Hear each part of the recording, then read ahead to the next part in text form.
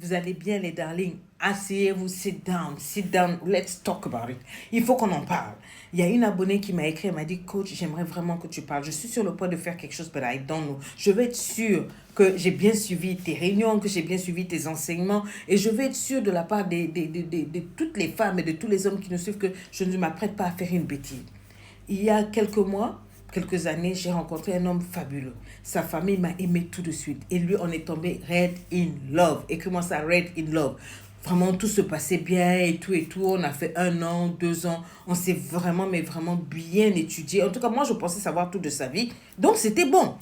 Après, il m'a demandé en mariage. Je pensais quoi? J'ai dit oui. Écris-moi ça, elle a dit oui. Elle dit, j'étais sur un nuage. Maman, les deux familles, pas de problème. Toi, tu sais que les belles familles sont compliquées. Moi, en tout cas, rien. Le gars était parfait, toujours en taille, mon flic, vraiment élégant, classe, gentil, vraiment le rêve, quoi.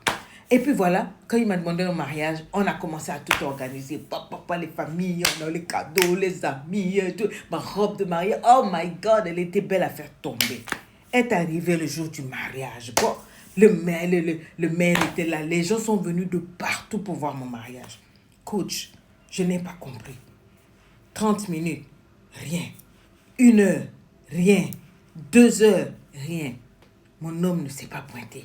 Il m'a planté là. Ce que moi je vois dans les films là, c'est ça qui m'a fait. Devant monsieur le maire, mon homme ne s'est pas présenté. On a appelé tous ses numéros. On a cherché tout. Même ses amis, ses meilleurs amis, les best men étaient là. Tout le monde paniquait. On s'est dit forcément, il a dû avoir soit un accident. Il y a d'autres qui sont allés fouiller à la morgue, d'autres allaient voir dans les hôpitaux, tout et tout. Vraiment pas de nouvelles de mon gars. Le gars a limoué, le gars a disparu. Je me suis dit, mais non. Mais attends, je n'arrive pas à croire. Ça, c'est les choses qu'on voit dans les films. Ça, c'est les novellas. On ne peut pas me faire ça à moi. Eh bien, si, il m'a fait ça. Donc après, tout le monde me regardait, les gens, je sentais l'humiliation, la pitié, les gens parlaient dans les oreilles, les gens, tout, c'est-à-dire, j'ai senti ma misère, ma mort, j'ai senti ma honte, c'est-à-dire, et je me suis demandé, mais qu'est-ce qui s'est passé? Après, mes cousines m'ont ramené à la maison. Ils ont pris quand même tous les cadeaux. Les gens étaient gentils, ils m'ont laissé les cadeaux. J'ai dit, je ne vais même pas ouvrir ça parce que ça va trop me blesser. Ça va trop me blesser. On a appelé sur le champ le propriétaire de là où on devait habiter. La maison, on a annulé, tout ça. En tout cas, j'étais malheureuse. Et puis, bizarrement, vers 23 heures, j'ai reçu un coup de fil. Ma belle-mère. Enfin, celle qui allait être ma belle-mère, la mère de mon homme, elle m'appelle et me demande si elle peut venir. J'ai dit à 23 heures, est-ce qu'il y a un problème? Elle dit non, laisse-moi venir, je dois te voir. J'ai dit ok, no problème, ouvrez le portail. Elle est rentrée. Quand elle est rentrée, ma vie avec mes cousines l'a demandé de nous excuser. Elle a dit je viens parce que mon fils n'a pas eu le courage de t'affronter. En fait, il y a quelques jours, il a retrouvé son ex et il se disait que peut-être qu'il était encore amoureux. Donc, il a fui le pays, il a quitté le pays avec elle. Aujourd'hui même, il n'a pas eu le courage de t'annoncer ça, ni de venir même à la mairie ou quoi que ce soit. Au moment où tu l'attendais à la mairie, il prenait l'avion avec son ex et ils sont partis pour faire leurs amourettes. C'est arrivé là-bas qu'ils m'ont appelé, moi, la mère, pour m'expliquer et me charger, moi, de venir te voir. Donc, je suis tellement embarrassée, je suis tellement dépassée. Je ne pouvais pas m'attendre à ça de la part de mon fils. Donc, vraiment, je suis venue te présenter des excuses. Je suis venue te voir pour te dire, voilà ce qu'il en est. C'est pas que tu as fait quelque chose, mais je sais pas ce qui a pris mon fils. En tout cas, on est humilié, on est dépassé. Nous-mêmes, la famille a honte et tout et tout. Elle dit, coach, sur le champ, j'ai senti mes pieds se dérober sous moi. Il m'a laissé pour une ex. On a fait près de 2 ans ensemble. Je pensais que j'avais étudié le gars. Qu'à cela ne tienne, j'ai dit, c'est pas grave. La dame est partie, mais coach, j'ai fait la dépression. C'est là que j'ai rencontré tes vidéos de coaching qui m'ont fait du bien. Et j'ai fait aussi ta formation LEI. Mais ça m'a remis, mais franchement dit, j'avais beaucoup d'amertume.